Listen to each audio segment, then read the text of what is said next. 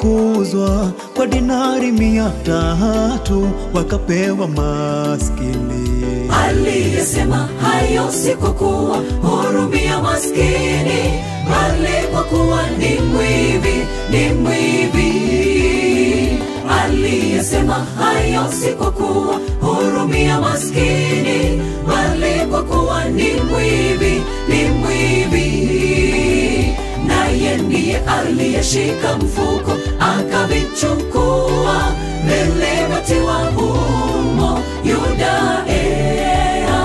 Naye ndiye aliyeshika mfuko akavichukua vilivyotiwa humo Yuda.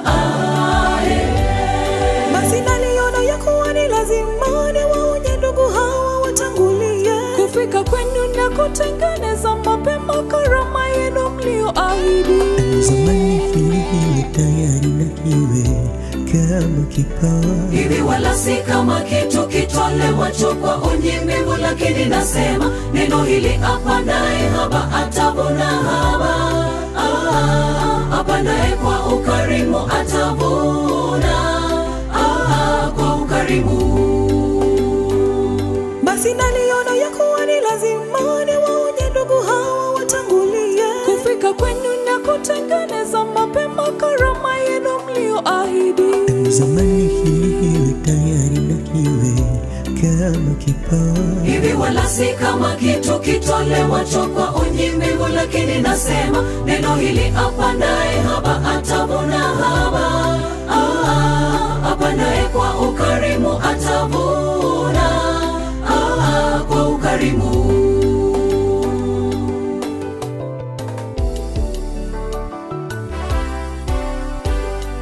Kila mtu atende kama alivyokusudia moyoni mwake, si kwa huzuni wala si kwa lazima, maana Mungu mpenda yeye.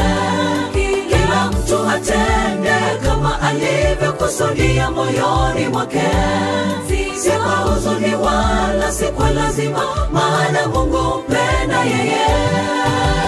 Kwa moyo, kwa moyo, kwa moyo wa ukunjufu, kwa moyo, kwa moyo, kwa moyo wa ukunjufu.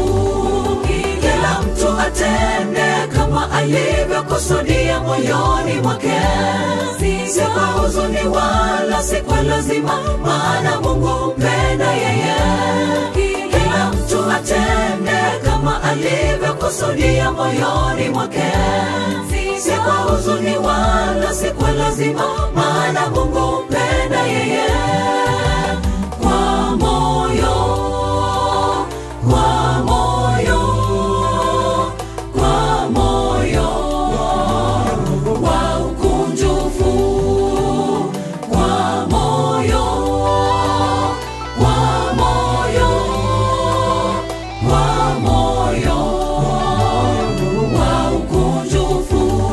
Kila mtu atende kama alivyokusudia moyoni mwake, si kwa huzuni wala si kwa lazima, maana Mungu mpenda yeye.